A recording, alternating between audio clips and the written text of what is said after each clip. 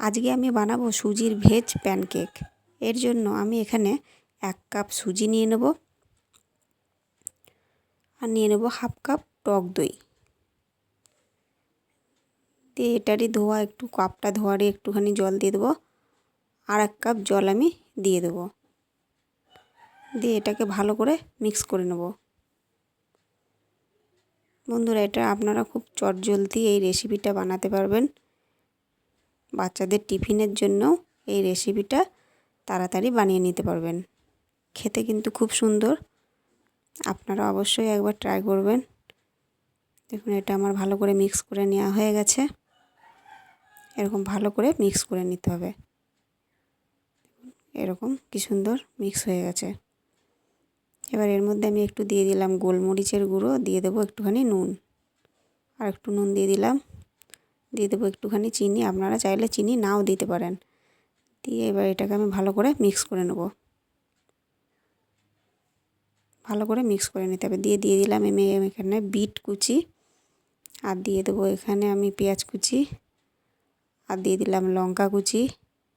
এবার দিয়ে দেবো আমি গাজরের কুচি, আর দিয়ে দিলাম টমেটো কুচি, আর দিয়ে দেবো একটুখানি ধনেপাতা কুচি। এগুলো সবগুলোকে আমি একসাথে ভালো করে মিক্স করে নেব।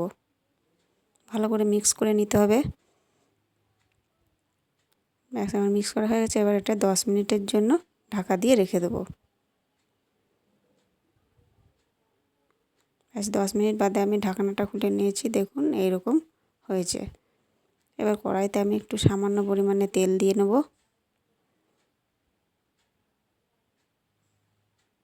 দিয়ে ব্যাটারটা আমি একটুখানি করে দিয়ে দেবো।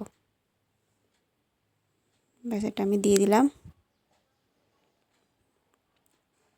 দিয়ে এর উপর দিয়ে আমি আবার একটু টমেটো কুচি, পেঁয়াজ কুচি দিয়ে দেবো।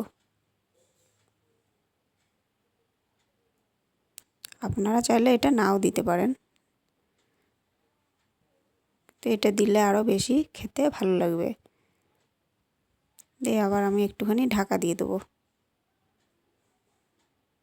ঢাকনাটা আমি খুলে নিচ্ছি।